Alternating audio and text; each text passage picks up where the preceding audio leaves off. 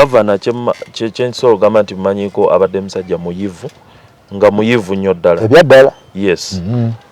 two abadde muyivu Uganda gweta utilizinze Faruku wabadde Bulaaya okimanyi nti teri yadde koini etaliimu mugaso ebungereza teri buli emu ogenda otuuka ku kapapula ogenda otuuka ku kapapula Faruku nga chowetaaga kinene naye kati Faruku budget emyaka kati egisukka ne 7 bwaba bagenda ofulumya budget n'owedduuka akuwoninga akuguza ekintu akuwoninga nti no okyakaaba 208 budget no bwegwa tugenda mu 3 budget ya wano tetujesunga banka zonna zitambulemu enkya Monday is it yes enkya Monday zitambula banka 3 olaba interest rate yemu oba oli awo oyinza otebereza nti singa oba yali azeeke bali ne tumufuna mu bukugu buwabuzi okitegeera nti oba oli awo twandifunyemu ku inflation 0 ku budget 0 wakati bwogamba nti Mutebire omuntu ekisooka muvugira mu mutwe nti awo yagamba ne president taninaako buyinza wano teri ayinza kungoba nti Mutebire nti awo oyo beba batugulira peni ez'emitwalo 3 ebintu ebiringa ebisoundinga ku Mutebire byebyo byoyinza owulira kati ye kayiwa yasoma wano ng'atugamba nti bw'omala n'okwawukana naye n'alimba n'okulimba mbu yali ayogera n'abaweereza n'ababuulizi olwagala onyigawo musajja we wano Bayibuli eyogedde ku atalina kuba alina already bamuwadde etteeka do not seek to get loosed from a wife togezaako kunoonya divorce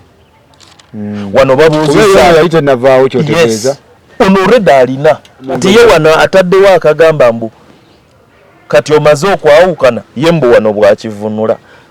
basajja mmwe tubakolere ki assalamu alaikum wa rahmatullahi wa barakatuh mbalamusiza mwenna baganda baffe wosinzira okubeera ng'otulaba yenze Sakozi Faruku mwebale nnyo mwebalire ddala wonna gy'owangalira okubeera ng'otulaba kiyongobero ky'amaanyi nnyo wano mu Uganda naye ffe abayisiraamu tugamba inna lillahi wa inna lillahi rajiun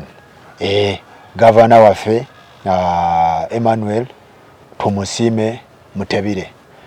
yavudde mu bulamu bw'ensi kitalo nnyo kitalo ddala na nsooka okuweereza obubaka bwange eri abafamire ba gavana nti kitalo nnyo kitalo ddala ab'eŋŋanda abakona ab'emikwano kitalo nnyo kitalo ddala so nzize ne muganda wange Ngobi tubeere nga tumenyamenya achievement z'omukulu zakola n'ebintu ebirala tubeere nga tubiyitamu tutegeere inflation tutegeere budget yaffe eyimiridde etya ebintu byakoze n'ebice ebibadde bimulemeredde n'agenda omuddira mu bigere biki byalina okukola ki so tumenyemenyeemu tutegeere ebintu ng'omuntu wa wansi ye bw'abitegeera okitegeera powered by Sozo yagamba nti munaye oba olina ebyawaka eby'omunju ng'obikoye bimuwe kati Ngobi nsanze okulaba nange okusanga abantu bambuuza Ngobi artifacts otegeeza ki gwani musajja artifacts Faruku ekyango bya artifacts kijja nti ebintu byokwogera bino Faruku si byangu nnyo naye nyumirwa okutambulira ku mukululo nti Faruku si yogera bwogezi kintu wabula njogera ekintu kyonootunulamu gwe nga gwe oba kyonoorefaringa n'ogamba tikikola omusajja kyeyagambye kituufu oba kale kyannumye naye kituufu oba kikyamu naye paati y'ekikyamu eyo siginyumirwa mba njagala bwe njogera ekintu kitambule naawe okikebere nga kyekyo bwe kiba kikunyige naye ng'omanyi nti mazima ge gakola toli wa pokopoko si pokopoko ono gwe mubeerako actually ku nsonga eyo Faruku nkugambe bwe twamala okwogerawo we twayogera ebyo bye twaliko ebya bugingo nakubirwa amasimu abantu ndowooza nga 4 babiri ne bampitako ku stations zaabwe nesoogererako si nti baŋŋaana neegaana omuntu wange w'omunda yagaana olw'ensonga nti Faruku nze sikolera mu mbeera ya bimeeza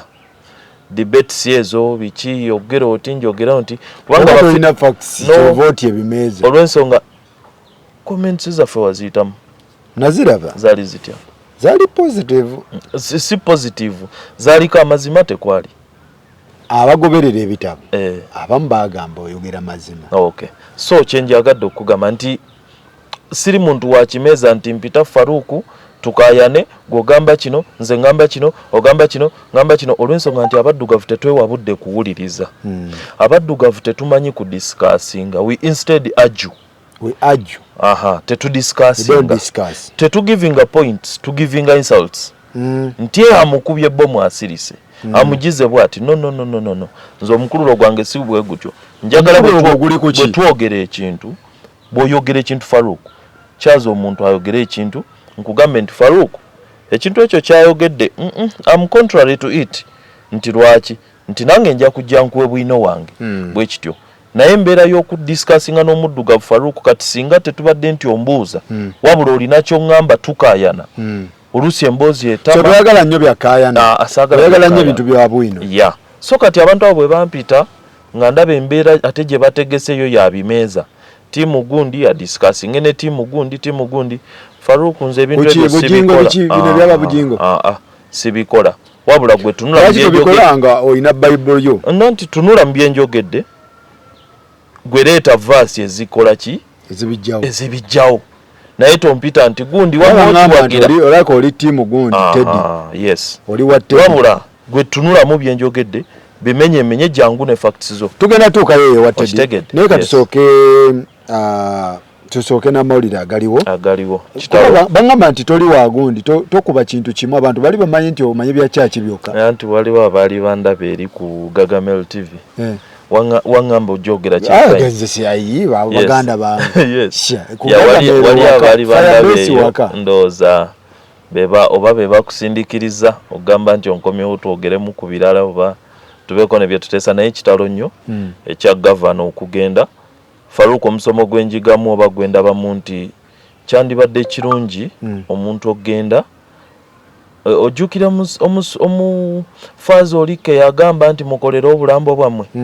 kyandibadde kirungi omuntu ogenda ne kibanga tetukolanga protocol nti buli afudde musajja atazikawo w'amaanyi kiki naye ne tuba nti omuntu bw'agenda nga tuba n'ebirungi ebimwogerwako nga ddala byaliyo nga bituufu okitegeera nga si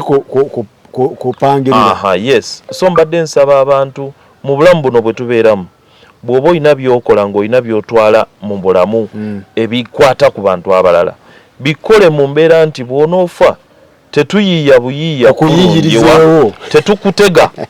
si enjogereriwa si byakutega nti tetukutega butezi bantu gamba nti waawo omusajja agenze oba omukyala agenze wabula tuba ne byetuyiya nti Profesa Nsibambi nti kino nti byemuke nti kino nti yeetowaza n'embugaga bwe yalimu yeetowaza ku mbeera y'okugamba nti banteeke mulimbo okitegeera so ndoza nga si wakutega nga si wakutega so si mugamba nti oba oliawo sibe tuli fenna nange kinkwatako kuba nja kufa nawe ojja kufa n'oli naye obubaka bugenda eri fenna nti bannaye tukole nnyo tukole nga bwe tusirika tebayiiya buyiiya tupangira biboozi wabula ebiboozi by'okupanga biba bitya biki bye bapanga waliwo kiyinza oba to direct naye waliwo story yaliwo omwami yafiira mu ddwaliro awo entinda oba mulamu eyamukuba essasi omwami oyo bamuziika na mulimbo side zaawo awo nga ku batu wali ku Airtel awo mulimbo yaawo naye nga buli omu agamba omusajja oyo omutima gwabadde nagwo biki mundu abadde agijjayo nga omusirikale nekwolwo nti omusirikale yagimugamba n'agimugira n'amugamba eyange tolina sente zisobola funa mundu kika kino gwe mukwata ebyo biti kumbe gyayingira emundu yemu yegenda okukola ki naye nga n'omutta si baakozeeko ebibi bano abagamba ab'ebulayi bakadaama beyabbanga oba beyakola ki yali mu sex trade oyo bw'atyo it is alleged si byange nti kinange nasomanga bisome naye nga abo bakozeeko ebyo si beebaza okukola ki okumujjawo naye mulamu we owuwe nga Allah ya planinga nti owuwo amujjawo yali kwejjirawo so enteekateeka za Allah nazo zitunira nga luusi teziziyizika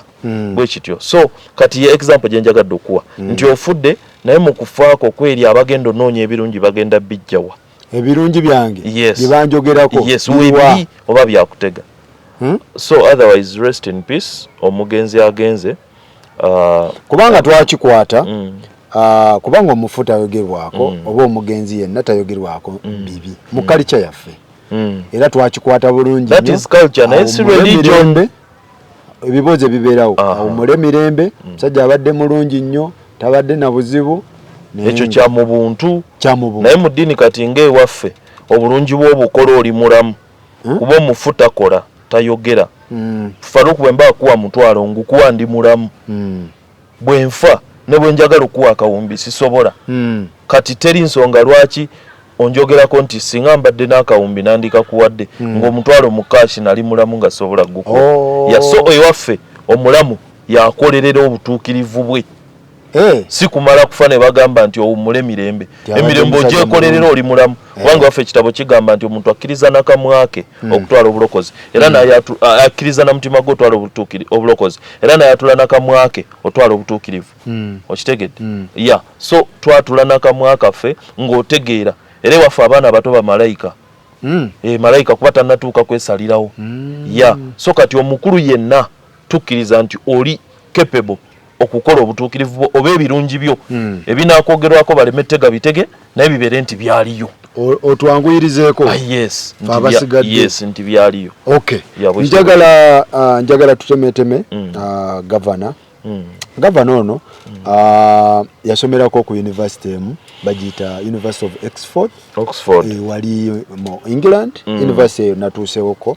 kyakabi nnyo wabadde toyinza butatuukayo naye lwakuba saatuuseko Cambridge naye natuuseko ku Oxford awo obbi bamaanyi nnyo ababeerawo baana baba Trump baani wabeerawo ababi wabona bannayuganda abasomerawo ekituwana okuyiga nti omwana wo ng'otwewoza ekigambo okutega ne bw'oba otega mwana wo mutege mu ssomero omaye okwetega kati kundi wanaabeerera mu mbeera nti bw'atuuka gy'atuuseeyo mu maaso agamba nti ngenda kulaba ani nti ngenda laba Faruku nti ani ali mu ofiisi eyo nga muli mu layini muganda wange ono yasomerako awo ku Oxford yasomerako eddala Salaama awo ate n'amala n'alecturingamu yayingira kale gundi we omusajja abadde muyivu era abadde muyivu ebyaddala si byakupangapanga si byakutega tebamutega butezi so muganda wange ono yayingira system biri gumu kikyomumanyiiko gavana kyensobola ogamba nti mumanyiko abadde musajja muyivu nga muyivu nnyo ddala ebyaddala yes abadde muyivu Uganda gweta utilizinze buyivu bwe nnyo kikyotegeeza olwaki nyinza okugamba nti oba system erimu mu buyinza oba naye nga basically tolina gy'oyinza kisindika okuleka system nti abantu bangi era tubalina okuleka ye bangi tubalina nga bayivu ekimala balina obusobozi obumala naye ng'enkola za ofiisi zaabwe nafu nowebuza omusajja omuyivu bw'ati biki byakola ebyo okitegeera kyekivaako abantu olowooza nti oba na buli ofiisi kati ebeeramu omunene ne vaisi we nga vaisi we amusinga ki amaanyi yes nti poliisi ebeeramu gundi naye nga gundi junior we ate alabika ng'ow'amaanyi nti health ebeeramu gundi naye nga ate sekuitale we abantu ne bakirowooza be batyo yes nti underutilization Mutebire tetumukozesezza kyotegeeza tutya nyonnyola mubiki omuntu ali mu mbeera recommendingibwa IMF International Monetary Fund tetusobola kubanga economy yaffe bwetyo bwebadde ku bbanga lye lyabaddewo lyonna bannayuganda economy kikyotegeeza ebadde ki ebadde mbi okuva ku budget n'enzirukanya yaayo tutemeteme omukulu we yajjira twalina tugambe nti kuba kati bwe twogera ku gavana tulowooza ssente tulowooze ku inflation nti bwe twogera ku inflation we yajjira twali ku nasomyeko eri yali 1.8 1.8 yes, 2001 by 2001 yeah 1.8 last year before the past 2 years that is 2019 2020 2021 tubadde mu 2.8 3.4 bwe tutyo wafiiridde tubadde mu 5.1 5.0 yeah inflation rate yeah 5.0 kati inflation rate yeyo kati awo ensi bw'ebeera bwetyo omuntu yeebuuza nti bani abali mu bifo ebikwasaganya bajja leeta gavana okitegedde badde ku nga tetunnagenda Ngobi 2000 waliwo emyaka egibaddemu covid egyo tugikkiriza egibaddemu covid tugikkiriza nga covid ye yatukuba but before era covid inflation yawo omusajja naye yinza okuba nga yamusukka but before covid era yali eyingidde 2.3 twandiroozezza nti yalina kuwonya eri eya 1.8 ekke wansi naye before covid era ku 1 oba 0 ebadde eyambuse ebadde yambuka yes ebadde eyambuka bwambuse before COVID yes nga tujjewo ekintu kya naye banaye ate ne covid ono tumwekwasa nnyo mpulira ekigambo ekyo kitami n'omuntu gw'obanja akugamba covid naye nga by'omubanja tebiri covid related at all so I think tetwekwasa nnyo covid but even before that notices yaffe okitegeera budget yaffe you don't have to look at covid so inflation eri direct emo ku direct gundi eziri mu line y'omusajja y'omugenzi yes zabadde ino kwasaganya kituufu nnyo kituufu yes all right so ebadde enaabuuka bunaabuusi ate ng'obuyinza abulina bungi tumenyere muntu inflation omuntu wa wansi ategeere nti inflation bweyegira bye zino prices size prices okweyongera biki prices okweyongera sente ozifuna ng'otaddeko eŋŋombo ya zimpita mu ngalo okitegeera nti ekibiriiti twaliko mu mbeera nga tukimanyi nti kirina bba kyataano faruku nga teri woyinza kugula kibiriiti nusu meka nusu 10 but right now tulina notes oba tulina ekika ky'essente faruku wabadde Bulaaya okimanyi nti teri yadde koyini etaliimu mugaso ebungereza teri buli emu ogenda otuuka ku kapapula kati tunyonyola inflation embeera y'okuba nti sente olina ne sente etalina mugaso mu nsi eno mu mbeera eno nga Zimbabwe gye baavugiranga mu Irubala ogenda oggula omugaati kuba kati 10 tokyetaaga nnyo mu Uganda tokyetaaga era bw'oba okisanze bw'oba olina emmotoka kibeera mu bulokazi bw'emmotoka omala bukuŋŋaanya nnyo yes n'obuwa owedduuka oba buwera 1000 oba bw'oba osanze baana n'okola ki naye nga lwaki tuba ne note eri recognized nga tobeera nayo ebungereza bakoma kwago era okusanga nayo kiba kyamaanyi okubeera ne nti note 5 otambula nazo kati ffe tuli kwa meka eyo percentage oba ya meka ya 1000 1000% for bali balina 5 ffe tulina emitwalo emeka 5 tugyenyumirizaamu nti okuba n'ekizike naye okitegeera nooti eyo eri ndabanga achievement ze zimu ku achievement omusajja ze yakola bye yaleeta Mutebire yakyusa ezo gundi design tourism kiki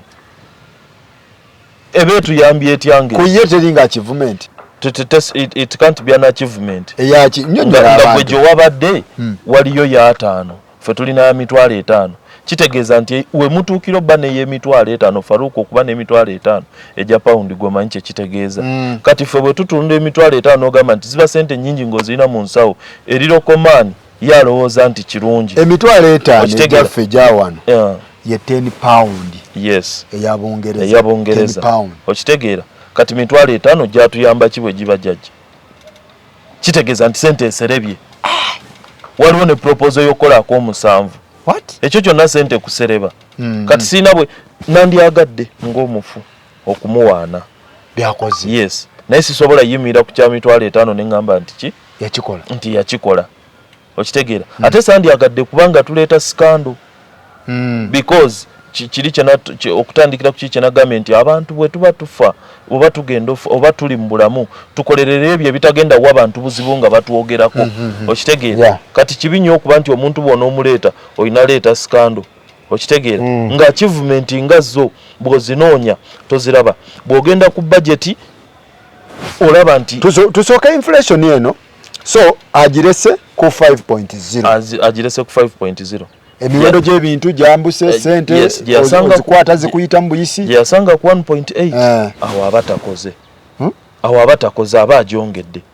so kati bwe tugamba nti inflation kibi ekyo kiba kibi kyakoze ekyo si kirungi tundoza twaliramu n'amafuta gana amagereze kyekimu because Faruku amafuta twagagulanga 2,216 abantu nga tawulira maanyi tawulira buzibu mu kugula ka generator kuba amanyi amafuta ga 1,216 omutwala aba ne lita mpitirivu okitegeera kati ekitaliwo ate nga ebyo biri even more of political ekyo ate nyinza obutakimuteekako nnyo naye lwakuba nti balina obuuza who is concerned okitegeera kubanga twandibuza amafuta nti gaweddeyo gye bagakola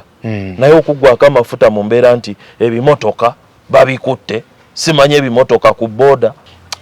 ekyo ndaba nga okwesuulirawo gwa naggamba kungi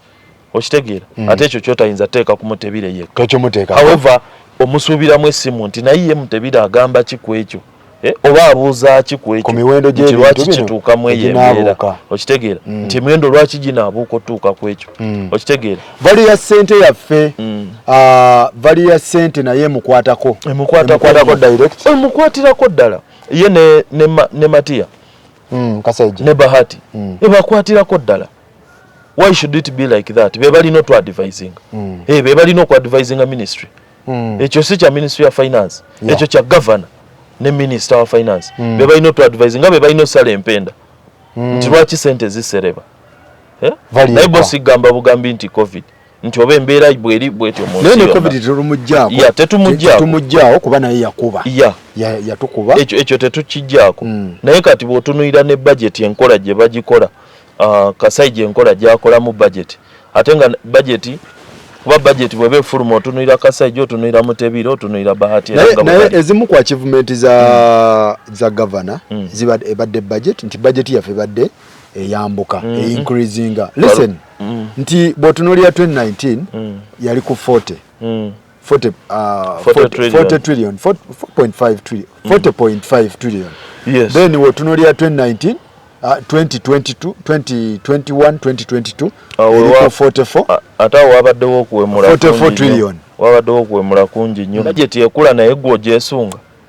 bwe bagifuna ofunamu owa wansi budget yandibadde yesungibwa nga bagyesunga nti budget bagenda fulumya budget omuntu amafuta agabadde ku 5 omuntu kaddeko wansi bateesezza batugambye gali ku 3.8 kati esukali abadde ku 3.5 batukoze bulungi banaye kaddeyo ko kumeka ku 2.5 naye kati Faruku budget emyaka kati egisukka ne 7 bwaba bagenda ofulumya budget n'owedduuka akuwoninga akuguza ekintu akuwoninga nti nno okyakaaba 2.8 budget nno obweggwa tugenda mu 3.2 budget ya wano tetugyesunga wabula tugyeralikira omusuubuzi yenna agamba budget nno bwe neemala ofuluma kati container tubadde 20 feet ebadde evirayo 3.8 okitegedde kati egenda ku 2 okitegedde kati eyo budget eba ekula. It is raising, it is not developing. It's not a developing budget. 2, eno fao gye bakoze penalty yennyini gye bakoze mu gundi mu box mweno budget efuluma budget egenda baba atugambye 44 trillion. Now eri bwe ba yali 40 no 44 olowooza tulaga nti budget yeyongeddeko. Yes, mu layman's understanding bakulowooza nti ekuze because bagyongeddemu ennya kati equation yeno URA yegamba ku 44 trillion nze nsobola kubawaako nsobola kuŋŋaanyaako 20 trillion. Tusooke tulinde 2019 URA yagamba esobola collectinga 18 trillion. Yes. 18 trillions bwezi collectinga naye nga 14 trillion egenda zijja mu non taxable revenue. Yes. 2021-2022 batugamba nti egenda collectinga meka 20 trillions. Kati bwebe esobola collectinga 20 trillions ezo ze ziba ziriwo ze tulinawo kwezo 20 trillions Kasaija ayagalako 15 asakolinde budget ya 44 trillion ana munya. Yes. naye 20 trillions URA egendo zitwa kitegeza ze ziriwo kitegeza wasigaddewo abiri mu bwaba capital yo gwe tulinawo okitegedde naye ku capital oyo Kasaija ayagala ko 15 azisasuleko amabanja ge tulina then yawo tulyoke twewoleyo endala 22 jukira bwe tujja 2 ku 50 bwe tujja 15 kwa 2 eza URA wasigala meka 5 kati ate tumale twewoleyo abiri banange kati senga vudde mu ngazeemu bwaba tubanja twagala sasula 15 tujja kwa 2 tusasule 15 ate twewoleyo simanya 22 Faruku bwe kuba si kumala budde yo budget bagidefendinga batya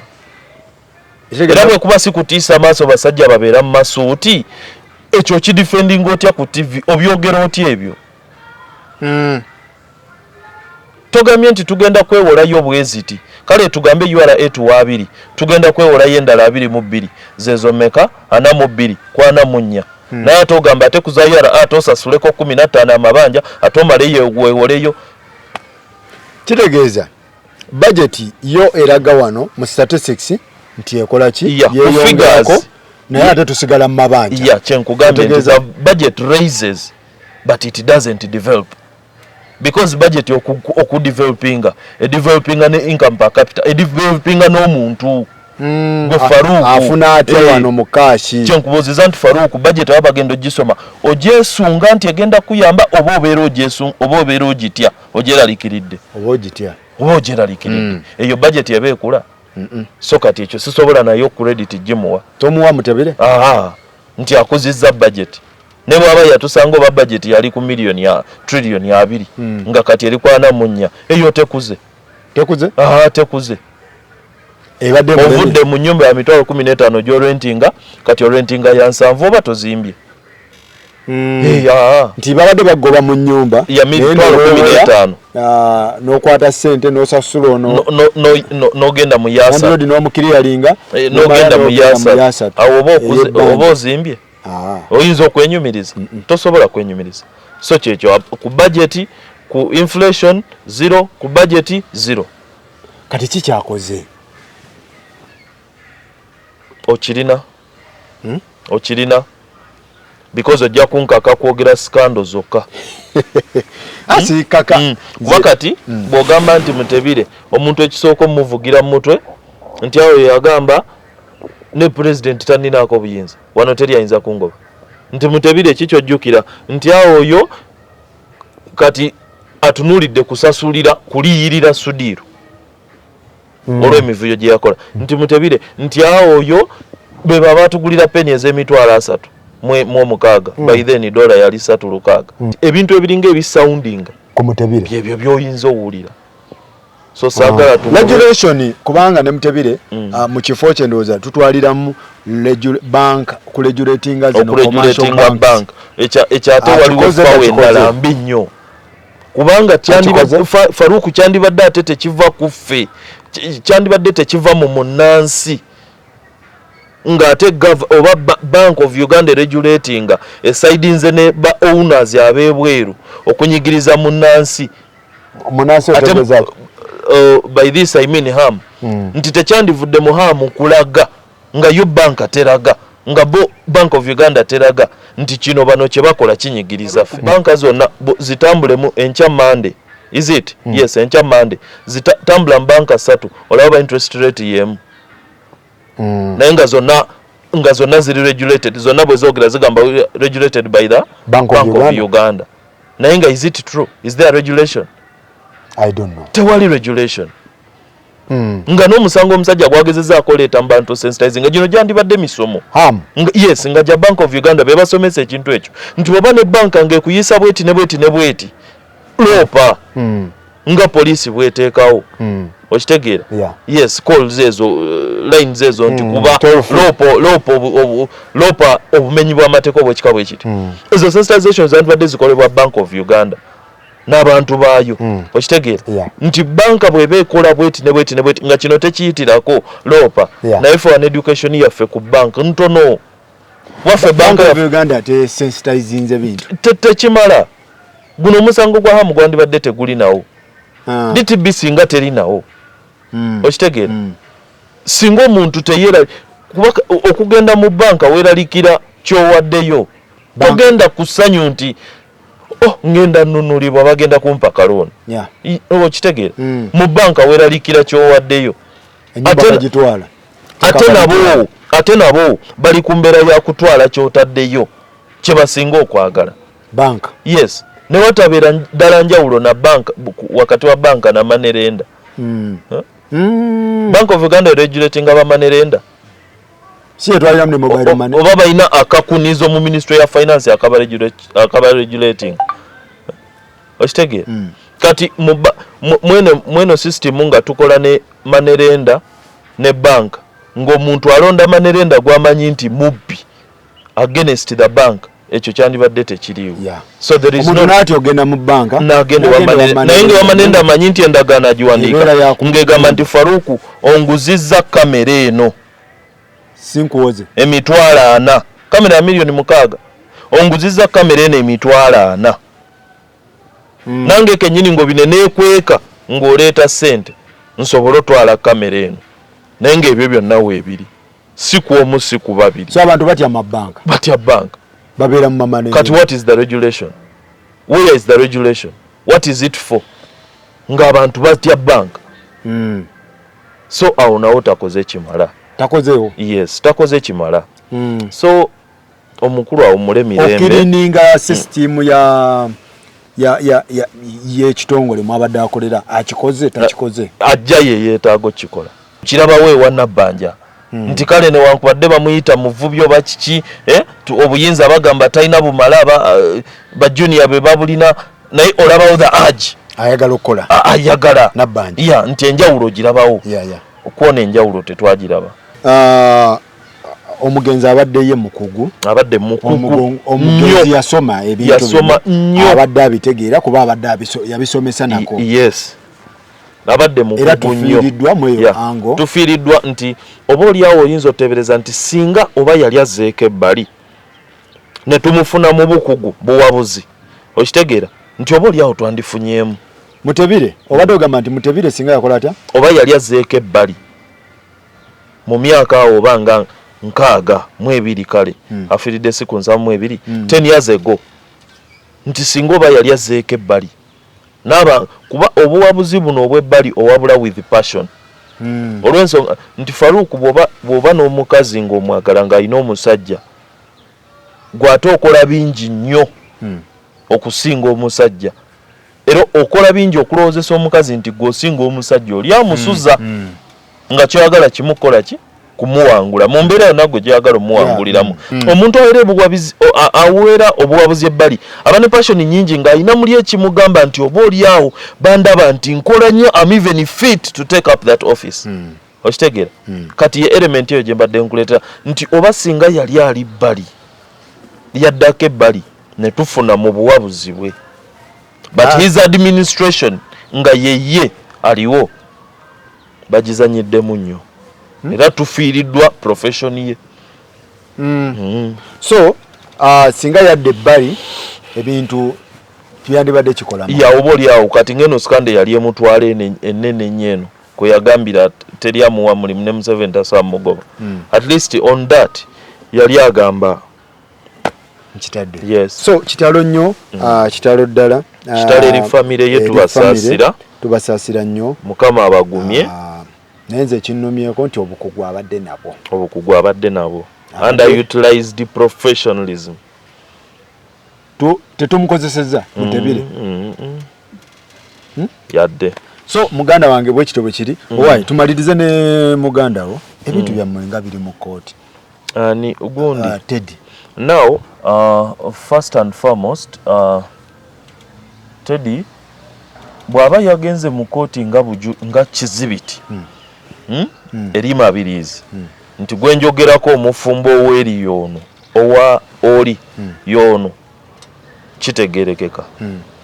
bw'aba yagenze nga yawaabye musango nga omu ku baawaabye sikiwagira ani Teddy yes kuwaaba ati mama bagamba fe team Teddy. Yes. Tugende maaso. Ekiche kugaana buganyi kuwoli divorce kimala. Ekyo oba okoze ekyobwa Katonda. Yes. N'ekyo genda mu kooti. Ekyo genda mu kooti tekyetaagisa. Why? Yabadde nze nganze tekyandabikidde bulungi. Oli nga bwe yalaba nti Katonda tabimala. Ebitabo luli nabikusomera byonna. Actually nja kusomerayo 2 zokka leero. Ebitabo luli nabikusomera. Ng'oli bwe yagenda mu kooti ng'alaba nti Katonda tasobola bimala. Kati bimalibwa kooti. Yandimuleseeyo n'alwana ne kooti ye. N'akola komedi we ne yeekaabya ku bituuti biki byonna n'abikola. Naye nga Teddy takoze eki. Ye n'asigala eno ku prayer, fasting n'ebirala. Okitegeera kuba ffe nze ayogera mmanyi nti Katonda abisobola. Bwe kiri. Naye Faruku okimanyi nti Katonda abisobola. Yamala buli kimu. Yes. 2. Musumba wange oyo obujingo ndowooza kati yalabye nti Sitaani talokoka. Kuba ye yakyogeranga nti Sitaani talokoka. Ye buli ssaawa aba akwambula. Mulimu okweyambula kungi okulabisiddwa okubadde tekwetaaga eri bulamu bwe. Okitegeera. Mulimu okweyambula kungi. Ekyokusatu oba babawaabira bombi. Ekyokusatu okugenda ne muganzi we mu kooti. Oba babawaabira bombi. Oli mukazi we si. Ekyo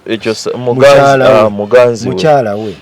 Nze munzikirize yange bwe nkiraba. Ate Faruku by the way ekintu ekyo tukibeereko serious. Mbadde nsaba nandisabye oba nandirozezza nti mmwe kati nga ba Faruku mukiwa omwaganya. Yes kikola amawulire ewammwe naye ewaffe kitudentinga. Mukiwa omwaganya kikolebwe abo abasaanidde okikolako. Faruku nakugamba olunaku luli nti singa omuwali mwagamba nti agala yingira nangatto ze kapeti yammwe ekaddiye. Faruku kino ekintu kyanzikiriza. Gw'oli musajja musiraamu imaani ogimanyi bw'erinnya. Kino ekintu kyanzikiriza. Naye ffe abantu bakizanyiddemu. Okitegeera. Bano abatafumbirwanga nako oba bafumbirwa ne balemu obufumbo. Faruku obufumbo si bwangu. Obufumbo si bwangu. Era nja kusomera mu Corinthians ono omusumba Kayiwamu yabadde agayiza ng'alimbalimba abantu. Mbu olw'okuba ye yaliyo kye yayogera gye kiri kituufu. Mbu omusajja oyawukana n'omukazi n'ofuna omulala. Yali alimba kiri wano mu Corinthians. Okitegeera. So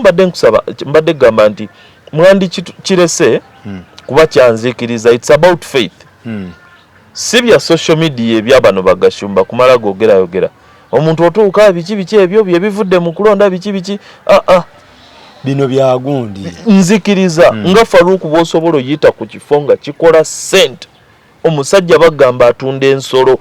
5 olunaku akola miliyoni nga 4. Naye nga Faruku okimanyi nti tosobola kikola. Imaani yo tekikkiriza. Okita. Naye ng'olaba nti ekintu ekyo kikola nga ne sente ekola bizinesi eyo ogirina. Kyekino ekintu ffe kye tuliko oba kye tuli batolinga nakyo oba ekimenye kyaki yaffe. Ekintu ky'obufumbo kinene nnyo. Si kintu kya kugayizaako bigambo. Si kintu kya likes ku social media. Ne mukwano gwange Ichuli Musaba nga bwe wali omukaawu ku kintu ku kintu kya principal okugenda n'alinnya ku misaalo nga tafunye wudhu ekibuli mu kufa kwa Sheikh Shemzada. Ojjukira obusungu bwe walina nti bwali buva ku faith. Ffeno kyekiruyi kye tufuna nga mudda alimbira mu kintu kino mukyogerako mukifudde ekya bulijjo. Ebyo bibaawo omusajja akukyawa biki kino ekintu kya faith. Nzikiriza Machazi omuwala wandi mwagadde side dish. Machazi omuwala akulabikidde bulungi oba omwegomba. Tekikkirizibwa. It is faith. Okitegedde? So mbadde nsaba nti bandi kijje mu kamwa. Okizanyiramu ne bakirooza nti kya comedy kya TikTok. Kino kya faith kyanzikiriza yaffe. Si TikTok.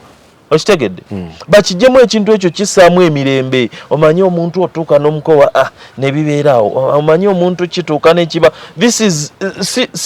it is not social. Bino biriko Bwino omuwandiika. It is spiritual. Katugende wano. Bible weri? Weri. omanyi Ngobi wa facts katugende mu baganda bange ono yasomawa tulina Ngobi at facts mu following ko abeera ku social media wona Ngobi at facts musajja ono asunsula ensonga zonna ne ziba za mipiira ate mukambwe nnyo wezibe z'abayimbi ate kati ne bino bya Bible ono ye takola bintu bitalina bwino challenginga na bwino so agamba tibannange ekintu kyamakula ekya Teddy tukizanyiddemu kirimu katemba tukitadde bya TikTok tuve mu bya TikTok katuli mu bintu bya serious obadde ogamba kati mukulu Kayiwa yagambye atya yasoma olwokuba nti y'omu kubasumba bali prominent abaaliyo Kayiwa sokoddemu mukulu ki Kayiwa olwokuba nti y'omu kubasumba bali prominent abaaliyo ku kwanjula kw'omukulu kwe yalangirira ne ku kituuti nti nange ngenda kwanjulwa maama we muganda taata we muganda maama we mutoolo biki nange ngenda kwanjulwa nandisabye mwenna ne mumperekera naye bansabye abantu balubatu n'amala n'agamba nti teyayanjula ne logiki n'abula omwoyo bwakuvaako ne logiki abula leeta Bwino kati olwokuba nti omukulu ono ye yaliwo Kayiwa agamba ye yagamba yaliye muki yali nti emikolo tegyali gyakwanjula ekyo yes naye bo bagamba mu kuwolereza enkera walo ye Kayiwa yasoma Corinthians eno 7 1 Corinthians 7 kati nze kansome kuva ku 25 kuba yasoma wana 27 27 nga yegamba etya yagamba nti bwoba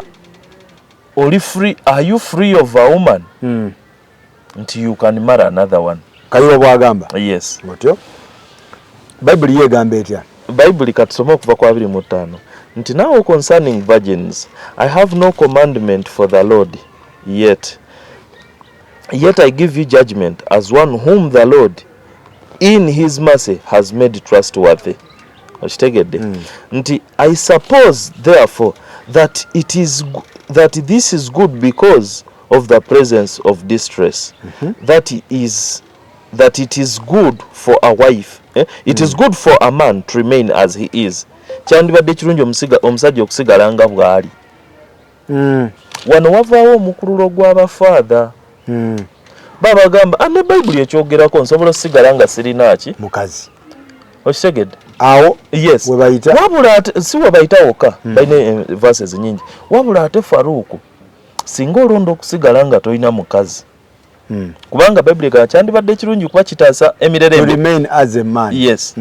singa osigala nga tomulina ebyekuusa ku by'obufumbo tokola tobikwatako kisoboka kizibu kati kiba gy'oli nti kyandibadde kirungi omusajja okusigala yekka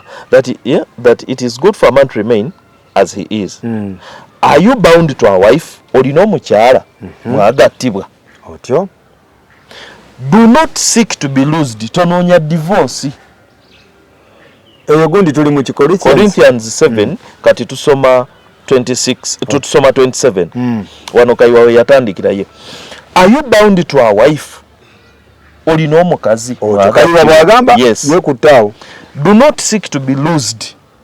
Tonoonya kubaki tonoonya divorce. Okitegedde? Tonoonya divorce kuva eriki mukazi. Do not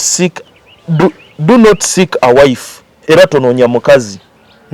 Okitegedde? But even if you do marry, naye bw'osalawo olwokuba nti ebikolebwa abafumbo mbyetaaga sijja sobola kusigala nga sirina mukazi otyo kambiyingire. Okitegedde nti even if you do marry nti bw'oba ofumbiddwa toyonoonye you have not sinned. And if you are a virgin and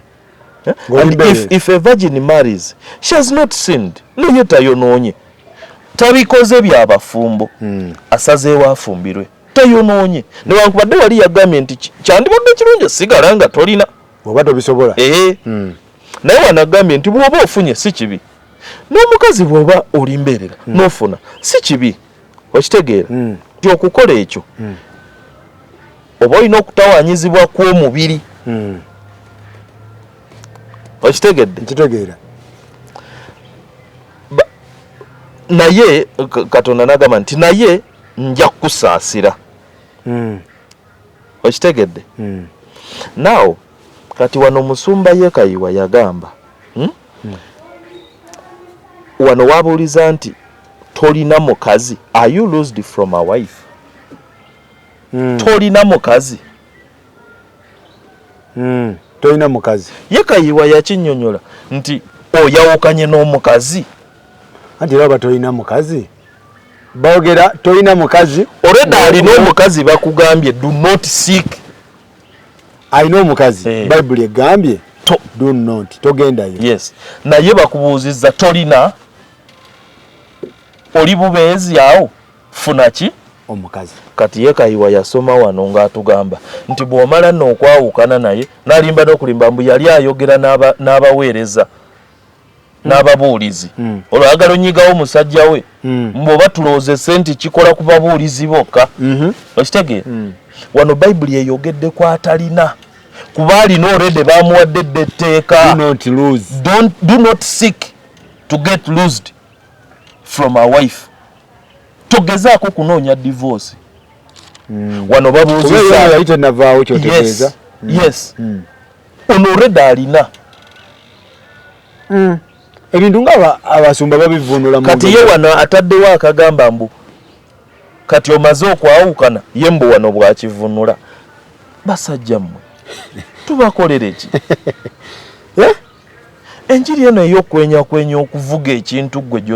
gy'okifuniramu si nnungi. Now tu mbadde nkugamba bakwano bo bali abampita bwe nali nabo omu n'agamba debate tulina ogikola bw'otogikola ojja kwetonda. Faruko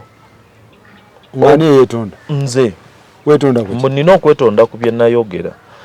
Siri muntu wabijjawa bye wali oyogera muno. Faruko siri muntu yeesaasira mu kutegeera nkyebaliza Katonda oba okitegedde ekyo.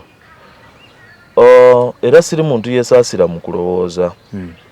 era nfaayo nnyo okuba nti kyenjogedde nsobola kiwolereza era kyekyanzija ku bantu abo obutoogera nabo. 3 of them I never appeared on any olw'engeri gye baali bakireeta. Faruko ekintu ekirala kyabujega nnyo okwetondera atategedde. Kya nkola ya kijega okwetondera atategedde kyoyogedde. Okitegedde singa onkugamba genda e Kampala n'ogamba mpulidde nga ngambye Kabalagala tosobola kujja n'ongamba nti nkwetondere gwe ate ategedde gye nagambye genda. So era nayagala kuyita kuko ku mukutu gwo obagamba nti okwetonda tekujja soboka kubanga saa kwetondera atategedde ate nze aba omujega olwonze mba sitegeera emirundi emeka bye wayogera tewabijja mu Bayibuli nabijja muno era nabagamba omu namugamba owaawo saidi zaawo awo ng'okkirira awo kumpi nekyaki omukulu namugamba bwe muba mulina awakanye ebyange abiwakanye mu birikodinge nange mujja kumpita olwange nkole ki birefutinge. Yes kubanga bwe gambye omuddugavu tebadisikasinga yembeera eno gye mufuna mu bano be mukyaza kubanga Faruku nze njagala nnyo njogere ku kintu kye naasobola okukola ki okudifendinga oba okutegeera. Faruku topic gy'onompa nga sigisobola nja kugamba eyo sigitegeera bulungi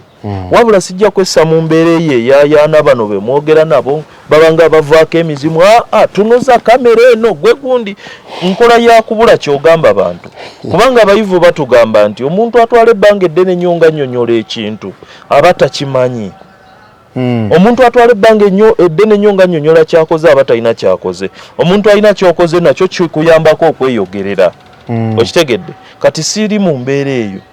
ate siri mu mbeera enoonya publicity eri cheap. Much every publicity is good publicity. Faruku nsobola okujjamu engoye tekisobola tunda singa gudiyo yaffe kweno enkula y'omubiri gwange ate bwe neyamu okitegedde so si yayaana kumanyika kwa mu bubi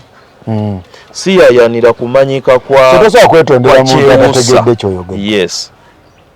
bakubako amasimu emirundi ebiri awa nekiggweera awo so bannaffe bye twogera bya mu kitabo kino awulira nti bifu byangu mu kitabo bikula paatiyo musunsule ensonga nga bwe twava wano kayiwa n'abikula wano n'alimba nti omaze okwawukana ku mukazi iyi babuuzizza nti tolina kuba oleda alina bamutaddeko ekitabo kyogerako oyo atakola ki atalina alina bagambye beera wabbali w'ekintu nabo kityo njagala obbaweereza engero 18 ndowooza nga 17 awo bayibuli egamba nti asooka okwogera ateeberezebwa okuba nti mutuufu okutuuka ng'ekibuuzo ekituufu kizze asooka okwogera ateeberezebwa okuba nga mutuufu paka ng'ekibuuzo ekituufu kizze tusobola okwogera ebintu bingi nnyo ne tuyaayaana era ne tuwalampa abantu ate ne bamaa ne bagamba nti gwe byobadde onnyonnyola si byebyo n'otuula mu kibuuzo n'okola ansa nga mpanvu omusomesa ye n'ateekamu obugambo buleeta busatu nti IRR nti ono yirere kimenya so asooka okwogera asuubirizibwa okuba nti mutuufu okutuusa nga ekibuuzo ekituufu kizze kituwa kwekkiriranya mu mutima akatono n'ogamba ndi muntu nsobya kuba nze Faruku ndayira sirina monopoly over wisdom amagezi abantu bangi bagalina era nfaayo nnyo okuwabulwa era nkisaba nnyo bwe mba nga njogedde ne ngamba omuntu naye eri ku Gagamero ntero bagamba osobola okumpabula bw'oba owulira nga kyenjogedde tekikola ki sikyansa tweyanza nnyo tweyanzege tubadde ne mugana Ngobi artifacts munoonyeeko ku social media wonna wonna abeerawo yagamba ebintu bye bya Bwino okitegedde era byonna byayogedde ayogedde Bwino si bwe kiri si Bwino mpozi oba wejjusa byoyogedde sejjusa mpozi kano ke kaba kasembayo bwe twakola sheeyo omukyalo omunajja n'agamba tetulina bye tukola era tetulina kye tulina tumalira obudde ku bantu abalina bye bakola Faruku wano okola guno gwe mulimu gwo era nze nebaza Katonda nti bwe mba ntudde ne Faruku ne twogera ebyo Katonda byannuŋŋamizza nkole oba njogere okitegedde ekyokubiri njagala okujjukiza abasumba njagala okujjukiza abasumba era yagamba onoonya bulayikisi naye nga ye abantu bewuwe bamativu n'abaana be bamativu n'emikwano gye however njagala okubuulira kino era okujjukiza abasumba nti ffe be mugamba nti tetulina bye tukola mwe mujjukire nti bwe muba mujja okutandika amakyaki mujjanga bwe muli ne mufuna ssente ne mugaggawala ne musobola n'okugula amamotoka mwe mujjukire nti obugagga bwammwe buli disguised abantu balowooza n'olowooza nti bwaffe bantu ffe abaleeta ebiweebwayo n'ebimu by'ekkumi kitwala ffe abalokola abatuufu okumanya nti okukiwaayo si kunziba wabula nteekwa okuwaayo kuba bayibuli ekisomesa era ekyagala so obugagga bwammwe bwonna bwetooloddwa bantu kubanyooma kulowooza nti mubba bantu so okujja nga mubwewaanisa nina kino nkoze kino nkola ya kinnakyalo kibi kyammwe nga bayibuli bweyogera nti ekibi kyo nga kitwakadde ne bwe nabanga ekibi kyo kitwakadde nga bendera jangu tuteese si ffe tubamalirako obudde kibi kyammwe kyekitwakadde nga bendera nti bendera erabibwa awantu wonna buli lwe bagiwanika ekola ki